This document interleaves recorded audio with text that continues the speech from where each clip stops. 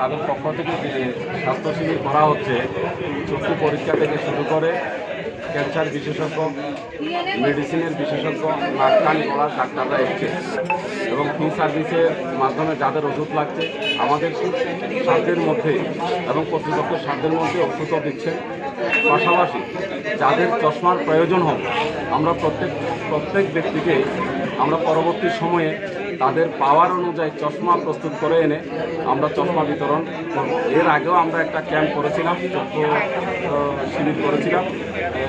পরবর্তী সময়ে আমরা চশমা দেওয়ার কথা দিয়েছিলাম প্রাণের পক্ষ থেকে, আমরা চশমা দিয়েছি। এটা 2022 সালে, আজকে 2023 সাল। 23 সালও আমরা যে শিবির করছি, এই শিবিরের চক্ষু পরীক্ষার পরে যাদের চশমার প্রয়োজন, যে পাওয়ারের প্রয়োজন, সেই পাওয়ার তার মোতাবেক আমরা চশমা প্রস্তুত করে এনে পরবর্তী সময়ে আমরা আরেকটা ক্যাম্পের মাধ্যমে আমরা চশমা বিতরণ